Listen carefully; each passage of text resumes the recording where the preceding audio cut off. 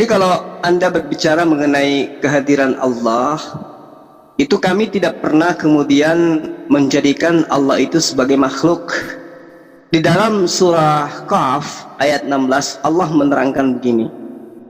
Walaqad khalaqnal insana, ya, ila akhir ayat, terangkan bahwa sesungguhnya kami telah menciptakan manusia dan mengetahui apa yang dibisikkan oleh hatinya, dan kami lebih dekat kepadanya daripada urat lehernya. Jadi Allah itu maha dekat dengan manusia. Jadi dia tidak perlu kemudian nuzul menjadi media.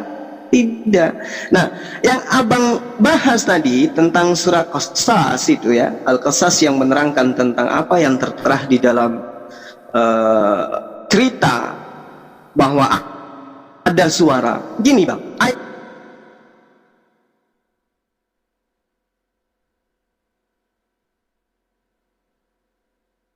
ayat itu menjelaskan begini. Falamma, maka tatkala ataha Musa mendatangi api, ya, nudia, dia dipanggil di situ, min syati'i, dari pinggir wadi, lembah, aiman, sebelah kanan, fi, di buk'ah, tempat mubarakah, yang diberkati.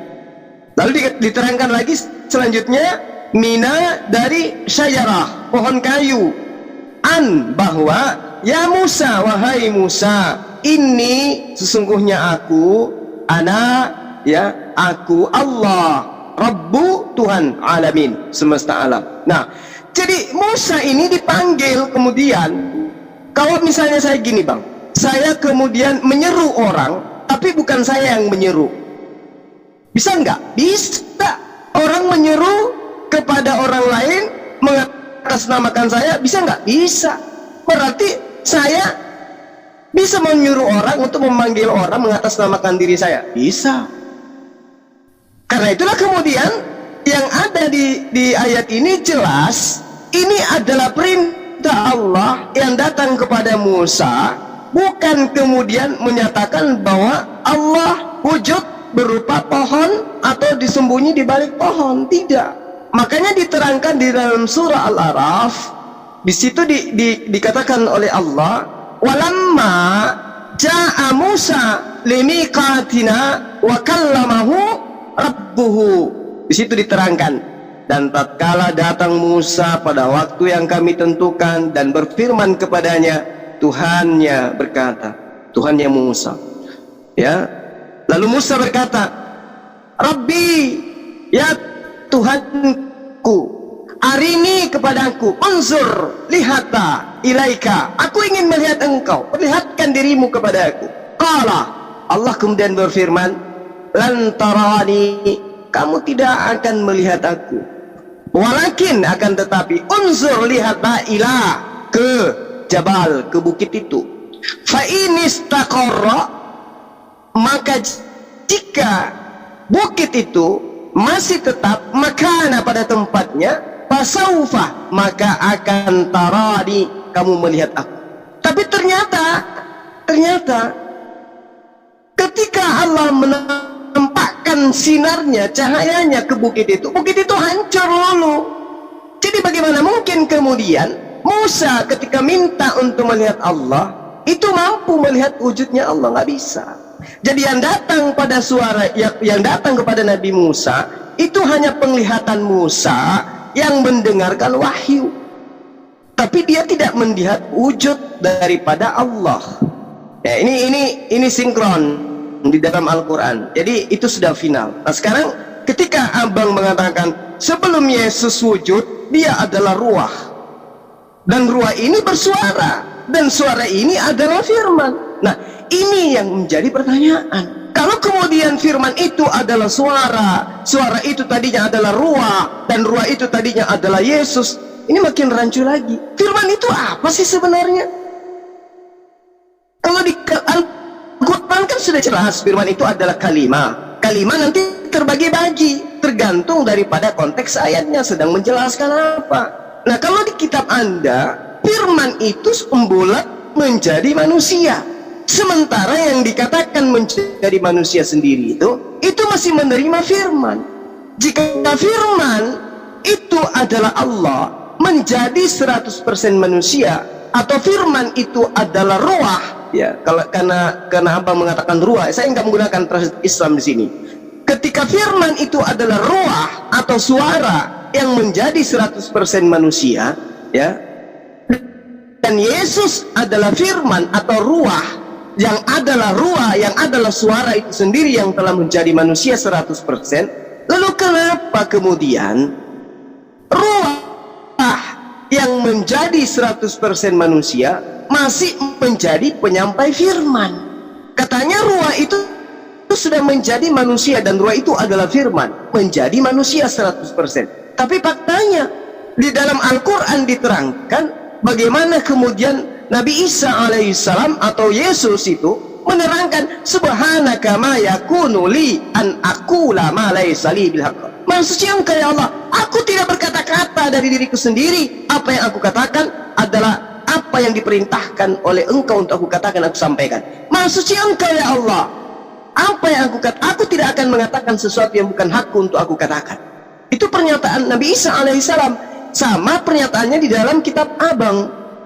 Sebab aku berkata-kata bukan dari diriku sendiri, tetapi Bapa yang mengutus aku, dialah yang memerintahkan aku untuk mengatakan apa yang harus aku katakan dan apa yang harus aku sampaikan. Terus firman menjadi manusianya mana? Kalau dia masih menerima firman menjadi manusia 100%. Tapi setelah firman menjadi 100% manusia, kok masih menerima firman dari Tuhan? Ini yang membuat saya bingung. Kalau saya menggunakan akal saya menelaah ini, lain cerita kalau saya imani aja. Itu loh Bang. Tolong dijelaskan secara mendetail, firman itu apa? Firman sama dengan suara, firman sama dengan ruah menjadi manusia, tapi kenapa masih menerima firman? Oke. Bang. Silakan. Oke, memang repot bro kalau membahasakan Tuhan itu seperti diri kita ini yang maha terbatas, jelas repot, pasti nggak akan mengerti. Dan jika memang ada Tuhan yang bisa dibahasakan seperti kita, ya saya akan sendiri akan angkat diri jadi Tuhan bro. Nah itu masalahnya. Ya, kita lagi berbicara tentang Dia yang tidak terbatas, yang maha kuasa, ya, yang tidak terhingga. Jadi bro, tentang firman ruah, ya, itu hanya pembahasaan bro, agar kita mudah mengerti, ya. Firman itu hanya bahasa, ya. Jadi bukan berarti ketika ruah itu berbicara, ya, seperti diri kita ini, ya, seperti saya berbicara, oh suara saya lain, kedengaran suara saya keluar dari badan saya. Nah itu kan pakai kacamata diri kita bro. Nah sudah saya katakan di awal, membicarakan Tuhan tidak seperti itu bro. Kita hanya membahasakan agar mudah dimengerti. Jadi bukan berarti ketika roh itu berfirman, bukan berarti oh ada roh itu di dalam dirinya banyak firman atau bagaimana. Ya bukan begitu bro, ya kan. Jadi kita hanya bisa kita membahasakan untuk mudah mengerti dan dipahami bro, untuk kita manusia mengerti. Tapi kalau kita mau lebih ke dalam lagi nggak sanggup. Ya bukan saya mau berlindung ke situ ya, tapi memang tidak ada manusia yang bisa mengukur pekerjaan Tuhan, nggak ada bro. Kalau ada Tuhan yang pekerjaannya bisa diukur, ya apa bedanya dengan kita bro, ya kan.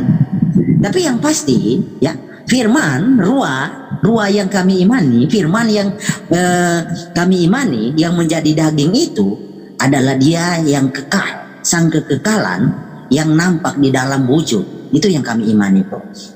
Lalu bro tadi lanjut lah, nyenggol sedikit.